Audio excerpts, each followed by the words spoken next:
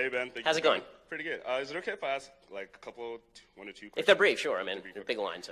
So my biggest disagreement with you is that when you talk about institutional racism, I know you pointed out that there are individual instances of racism. Yes. But I definitely do believe that there is institutional racism. And the reason why I say that is because when you look at what the FBI released in 2006, where they said that white supremacists were invading the police departments, or when James Comey essentially said that there is a history of minorities being targeted by the police, and he says our history with minorities is not pretty. And then you also look at Supreme Court rulings where they say that certain governments, state governments in the United States are literally, with surgical precision, trying to limit the African American and minority vote.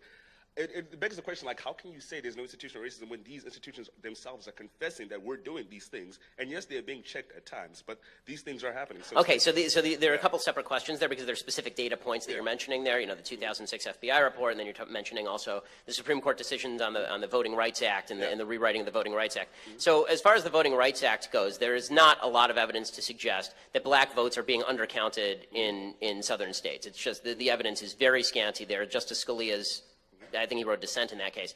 Actually, it would have been the majority opinion in that case because they struck down the VRA. Is pretty telling and has a lot of countervailing data on that, so it's worth reading. As far as the idea of institutional racism, so here's my general view about institutional racism. When I say that there are individuals inside, I'm not saying individuals don't exist inside departments. I'm sure that there are some cops who are racist. Yeah. The question is, how do we fight? How do we fight racism? When we say institutional racism, the problem is there's no way for me to fight that with you because it's too vague. Yeah. So if you say a particular institution is racist and then demonstrate to me the evidence that the institution is racist, not that it's badly policed, not that it's incompetent because there are police departments that are incompetent, but that there's actual motivated racism there, then we can do something about it and I'll stand right alongside you. But my problem is that when people say institutional racism, it seems to me a broad rubric under which they can subsume all complaints about American society or the cops. So you'll have situations where a black guy gets shot by the cops, and the first reaction is not, was the cop incompetent? It was the cop had to be racist because there's a white cop and a black guy. Right? And so what you've seen is the DOJ in some cases, like for example, Seattle Police Department, they'll say that there's institutional bias there, but then they'll provide no actual evidence of institutional bias. They'll just say a disproportionate number of black people were imprisoned or arrested by the police department. Well, is it possible that a disproportionate number of black people were criminals in Seattle? Sure. I mean, that's actually what they found in 1994. They thought that there was institutional racism at the Highway Patrol in New Jersey. There's a federal case about it. And what they ended up finding, they did a study that they then tried to quash. And what the study found is that they were actually under-profiling black people, that there were just more black people speeding in New Jersey. So the point that I guess I'm making here is that I like when it's great that you're coming up and citing individual instances of data, and I want to look at each of those instances of data. I don't want to say that there's broad institutional racism in the United States because you have to name to me the exact institution. And you have to name to me how it's spread throughout that institution, and it isn't just individuals within that institution, and then we can change it.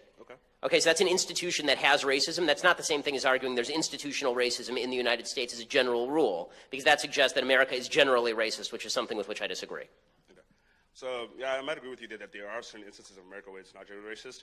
But then in those cases where when we do discuss that racism in that institution, it's hard as a black person because you're then told that you cannot discuss this because you're calling out people like when they start talking about white supremacists in these organizations. Not to say that all cops are white supremacists, but they are there. Like there are some that were invading, like you said. Right, and if you find the cop who's a white supremacist, again, I'm willing to stand by you. The problem is when you make blanket statements like there are cops who are white supremacists. I'm willing to say there are, but the percentage matters here. I mean, are we talking about 70%? Or are we talking about like one guy?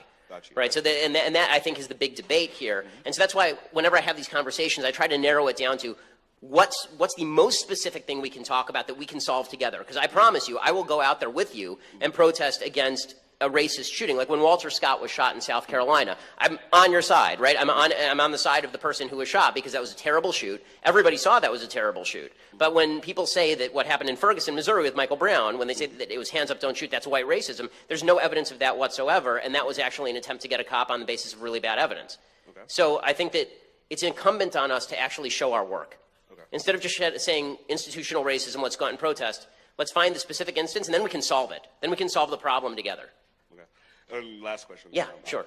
So essentially, yeah, because just to add on to that, like, so I do agree, but then oftentimes when we start protesting, when we start doing all these things, there is this general fear that there is this conversation where it's already looked at as and we're delegitimized because they say, okay, African Americans are just going crazy, black people are just going crazy, and all these things. And it's hard to have dialogue. I mean, if that happens, that's wrong. Yeah. I think that it depends on the nature of the protest. So my problem with the Black Lives Matter movement, as a general matter, to take an example, is that when you say things like Black Lives Matter, the implication is not the one that, like, other lives don't matter so much, as it is the suggestion that there are a bunch of people, a broad swath of people in America who don't care about black lives.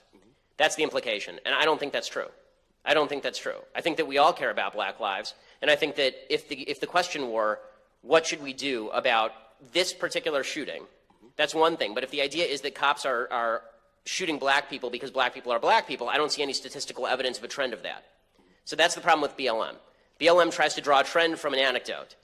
You want to protest the anecdote, I'll protest the anecdote with you. You want to protest the trend, you first have to identify to me statistically the trend exists.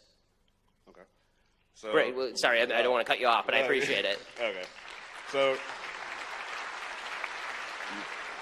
yeah, I'll just finish off with this. So yeah, so I agree with, okay, so on the Black Lives Matter trend, yes, we do need to look at cases individually, and yes, we do need to, because sometimes there is this effect where you want to call racist immediately racism, and I agree with you, that's wrong. But I'm just saying that I feel like sometimes it becomes counterproductive when constantly, when people are trying to defend these things, when people are trying to fight these things, and automatically the conversation is shaped in such a way that we're these far out-right extremists, or then we're far out-left extremists trying to...